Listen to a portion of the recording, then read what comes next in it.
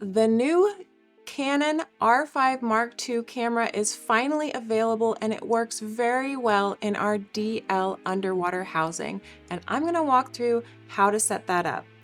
Today we're working with the deluxe version of the housing, which comes pre-installed with the right-hand quick release handle, the trigger extensions, and the awesome USB-C charging and data transfer bulkhead. It also comes with the vacuum pump, which I'll show you how to use later.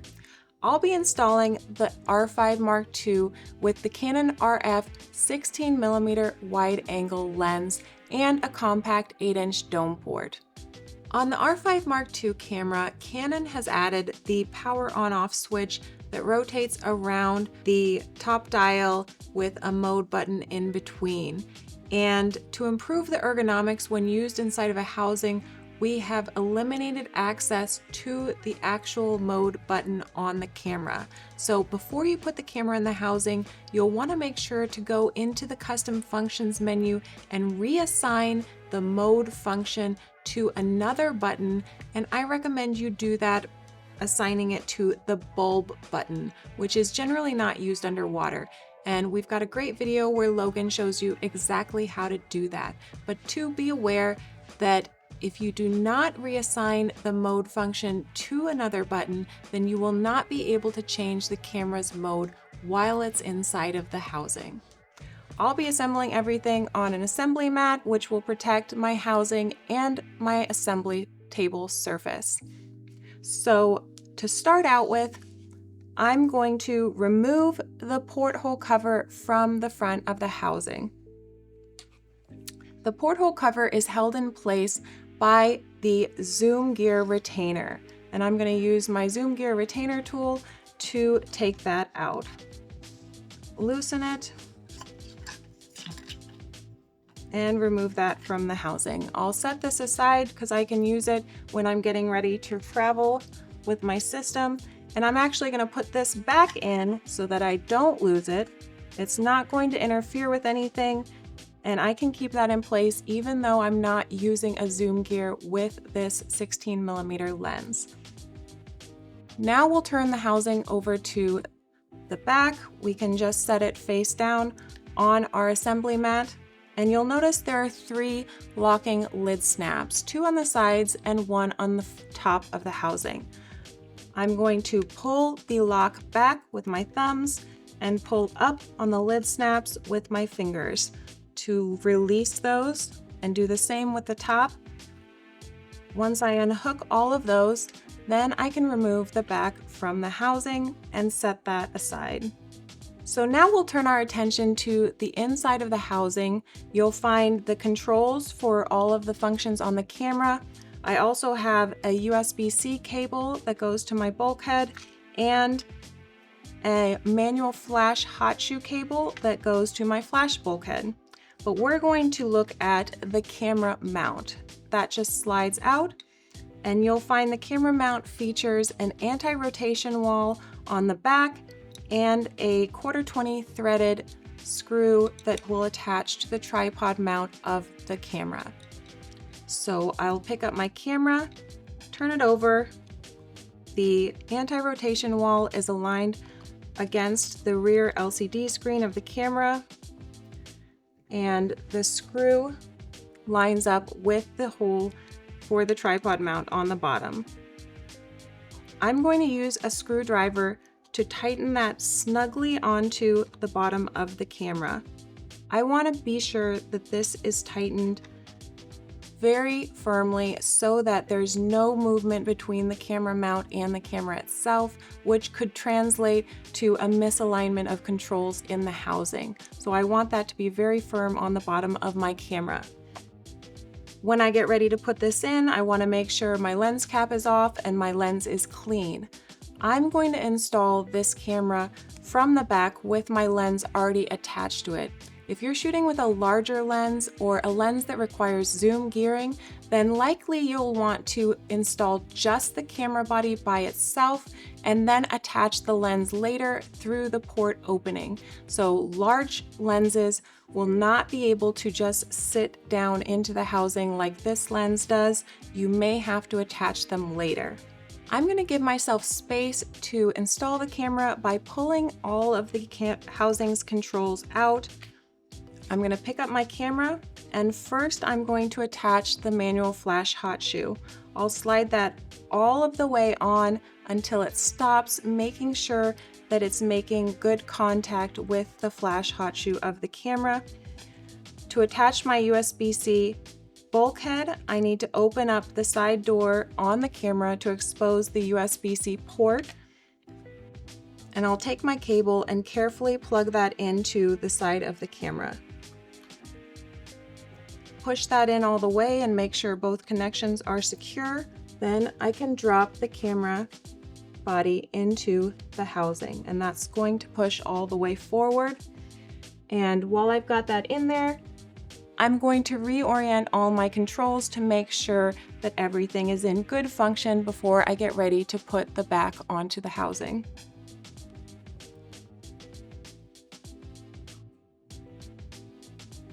Now I'm ready to put the back on the housing. Before I put the back on, I want to take the time to visually inspect the O-ring and the ceiling surface of the housing to make sure that they're clean and free of debris like hair, dirt, or sand. I don't need to lubricate this O-ring because it's a compression seal and the lubricant will not help it seal. In fact, lubricant could attract more dirt and hair to your O-ring, so it could end up being a detriment. Once I've made sure it's clean, I can align it with the front of the housing and then lift my locking lid snaps over the lid hooks on the back. I'll do the two side lid snaps at the same time and push them all the way down until I hear them snap into place.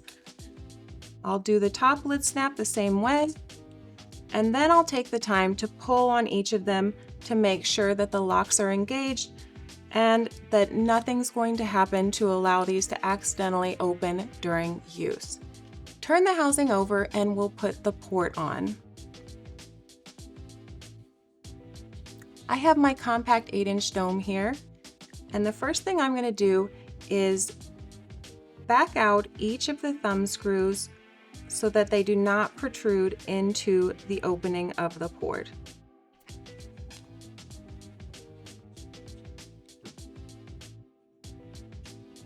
Now I'm going to take a very small amount of lubricant because the port O-ring seal does require light lubrication. So I'll put just a small amount on my fingers and run that around the visible surface of the port O-ring seal.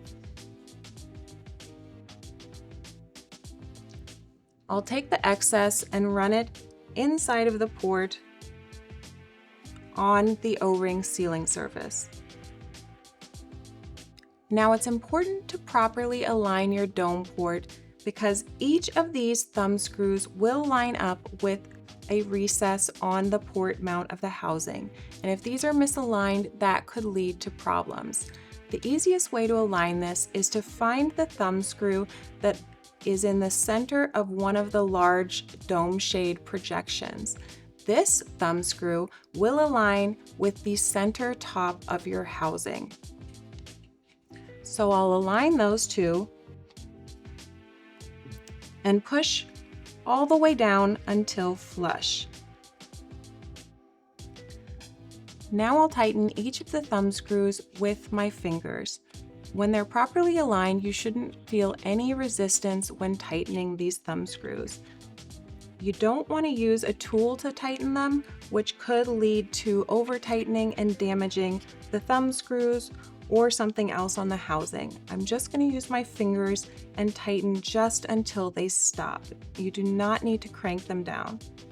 Now, before I go diving, I want to pull a vacuum on this system to check for leaks before I enter the water. And here's how we do that. You'll notice on the left-hand side of the housing, there is a vacuum valve with a small release button. Press the button and the plug of the vacuum valve can be removed. Now, you do want to periodically lubricate the O-rings on this vacuum plug to to allow it to pop in and out smoothly.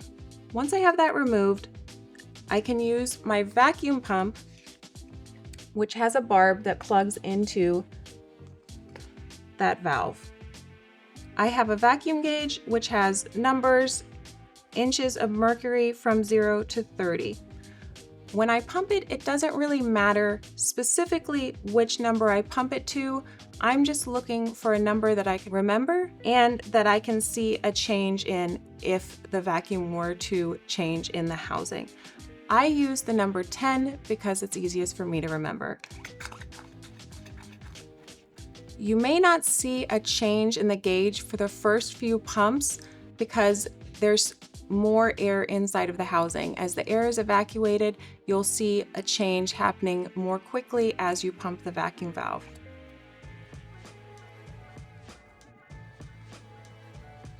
Now I've got it to 10, and what I want to do now is leave the system for some time to see if the vacuum changes over time. When I do that, I want to have my pump removed from the housing. So I'll press that button and take the pump barb out. And I think it's a good idea to get in the habit of always replacing the plug whenever you don't have your vacuum pump plugged into your housing. The housing is not waterproof to depth without this plug in place. So you really want to be in the habit of always having it in place. You don't want to leave the pump attached for extended periods of time, say 15 minutes or overnight, because the pump itself is not necessarily airtight. So you could get a false reading, making you think that there's a leak in the housing when really it's leaking out of the pump. So what I can do is just leave this here. I could leave it overnight if I'm really getting ready in advance, or at least maybe 15 or 20 minutes. Then I'm going to remove the plug and plug my vacuum back in and see if the gauge goes back to my number. And we're in luck. I am going to dive with this housing under a vacuum, which is going to help reinforce all of my front and rear seals. As long as I have my plug in place, I would remove this and put the plug in. I'm ready to go diving. When I'm ready to disassemble this system, if I want to take the back off or take the port off, I cannot do that with the vacuum pulled on this housing. What I need to do is have this pump plugged in and press the small button on the back of the pump to release the vacuum. Then I can remove the back and the front from the housing. To use the USB-C bulkhead, you will remove the waterproof cap to expose the USB-C port. The port surround is red to give you the alert that this is not waterproof when the cap is not attached. When you're done using the USB-C bulkhead, it's always important to reinstall the waterproof cap before you dive. The USB-C bulkhead is not airtight, so if you do not have this cap in place, you will not be able to pull a vacuum and get a successful vacuum test with this port. That's all you need to know. If you have any questions related to the R5 Mark II housing or anything related to underwater photography, please reach out to us at ikelite@ikelite.com. Happy diving!